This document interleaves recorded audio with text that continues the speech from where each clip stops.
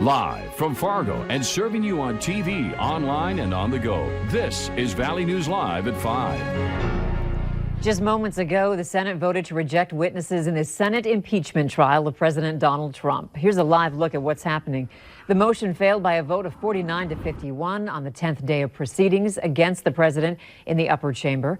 Officials say Democrats still may appeal for a real trial. We'll have much more on this in just a few minutes.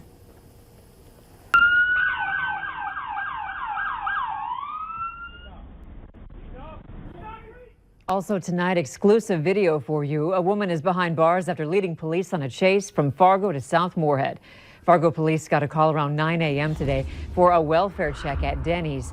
When police tried pulling the woman over, she took off. Authorities say she ran multiple stoplights and stop signs, making her way to South Moorhead. The Clay County Sheriff's Office pulled the woman over in the 500 block of 22nd Avenue South. She was arrested for fleeing a police officer in a motor vehicle. No one was injured. New for you now at 5, a wanted fugitive and sex offender is now off the streets after being arrested in Oaks, North Dakota. It happened yesterday afternoon when authorities saw Michael Warren near Oaks Public School.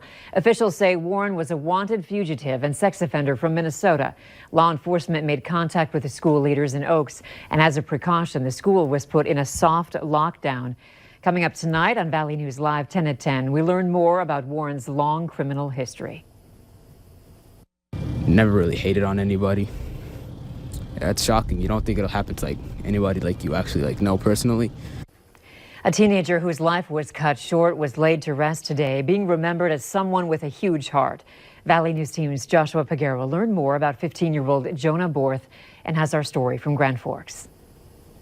Jonah Borth's friends and family crowded the Emmanuel Lutheran Church to say their final goodbyes. He participated in pretty much everything and always answered the teachers' questions and stuff and talked to everyone. It was a day his friends say they never planned for. He's usually just a great guy. He's always fun to be around. You know, in class, you talk to him, he's pretty funny. Borth died Sunday, 25 miles west of Grand Forks in the town of Northwood. A freshman at Red River High School, friends and family say Borth was active in his church, the orchestra, theater, and sang in several choirs. This is as close as the church will allow us to be, and many students left during the funeral because they couldn't allow themselves to sit through it. At first I didn't believe it because it's just like a prank or something. You never think it's gonna happen to someone you know. And it was just I had no words. He was always happy, never really mad or hated on anyone. I just liked him. He was a good friend. Police arrested 32-year-old Samantha Wilson Sunday, charging her with the teen's murder. Court documents say Wilson fired one round into Borth's upper chest, killing him at the scene. His father was inside the Northwood home at the time of the incident. At Borth's funeral service, the pastor spoke of his dedication to his Christian faith. If you knew Jonah at all, you knew the love he had for his family. Love returned by everyone who came out Friday to mourn his death, as investigators try to figure out a motive in the killing. In Grand Forks, Joshua Peguero, Valley News Live. Samantha Wilson is being held on a $250,000 bond. Her next court date is scheduled for March 2nd. Decent temperatures today, even better tomorrow, and the sun will come out tomorrow too. Let's take a look at what's happening overnight. Hutch has our no-wait weather planner. Hutch? All right, taking a look around the region, we are seeing some clearing skies, mainly in our northern counties, as some cloud-free activities taking place there. Look at Phoenix. They're getting plenty of sun down there. Just a tease of what we have in store.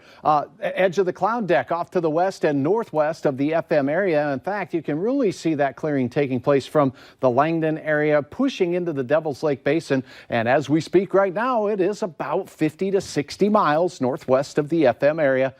We won't make it here in time to see any sunshine today, but the clouds are finally starting to break up. Temperatures near 30 this afternoon. We'll stay in the mid to upper 20s for most of our evening, even into the late night hours with light winds.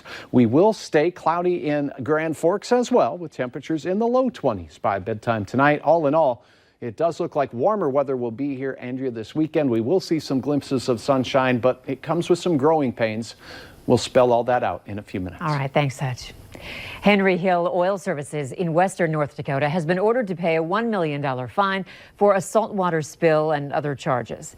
The well, owned by the Williston-based company, spilled over 10,000 gallons of heavily saturated salt water, also known as brine.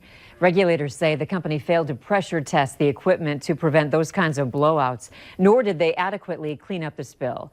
The company has not commented on the settlement. The Senate just voted to reject a motion to allow consideration of additional witnesses and documents in President Trump's impeachment trial, rebuffing Democrats and virtually ensuring the president's ultimate acquittal on charges of abuse of power and obstruction of Congress. NBC's Alice Barr has the recap from a long day in Washington. The Senate will convene as a court of impeachment. Even before a pivotal vote on whether to call witnesses in the impeachment trial of President Trump, the outcome seemed certain. A cluster of key Republicans coming out to say they'll vote no, while still acknowledging the president's actions were inappropriate. Senator Lisa Murkowski saying in this partisan impeachment, there will be no fair trial and continuing the process won't change anything. Even as their quest for more evidence appeared headed for a dead end, House managers made an 11th-hour appeal. Let the American people know that you understand they deserve the truth. Republicans securing enough votes to move toward the final stage to acquit the president. At the same time, more explosive allegations emerged from the upcoming book by former National Security Advisor John Bolton. The New York Times reporting Bolton alleges President Trump tried to draw him into a pressure campaign to get Ukraine to investigate the Bidens starting last May. What this does is it moves up the timetable on Trump's involvement. In May, there was a meeting in the Oval Office in which Trump said to Bolton, call Zelensky and make sure that he'll meet with Giuliani. The White House in a statement saying that meeting never happened. But the revelations clearly energized Democrats for one last push, getting their story on the record with the American people, though their chances for success in the Senate appear dim. Officials say Senator Murkowski sided with her fellow Republicans, but said as an institution, Congress has failed. President Trump has increased funding to crack down on human trafficking. Joined by his daughter, Ivanka Trump, the president signed an executive order targeting human trafficking and child exploitation all across the country. The announcement comes on the last day of National Slavery and Human Trafficking Prevention Month. The president has authorized $430 million to fight sex and labor trafficking and $70 million to enhance prosecutions. An additional $123 million will support state and local efforts. This order expands prevention education programs, promotes housing opportunities for survivors, and prioritizes the removal of child sexual abuse material from the internet. According to President Trump, ICE has arrested over 5,000 human traffickers in the past 3 years. As the worry about coronavirus continues to increase, medical supplies in Wuhan, where the outbreak is thought to have originated, are dwindling. A local organization is stepping up to help from right here in Fargo. United Chinese American Fargo Moorhead is a nonprofit organization. Their mission to help Chinese Americans in the area, but they're doing much more than that. They have collected $5,000 in the past 3 days to go toward those supplies. We have friends in the hospital in that city. They need those supplies. They are run out of supplies. The group is planning to send all the supplies directly to Wuhan. West Fargo Public Schools was busy making a difference today. The high school had their Inspo Expo, where they could learn about potential career options in the community. Students learned everything from mechanics and flying drones to virtual reality. I just think they're always willing to do new stuff like this and to help out in any way they can, and they really care about the students here, so I think that's really great for our building. Students and staff also packed over 160,000 meals for the nonprofit Feed My Starving Children. That's enough to feed 445 children for 1 year.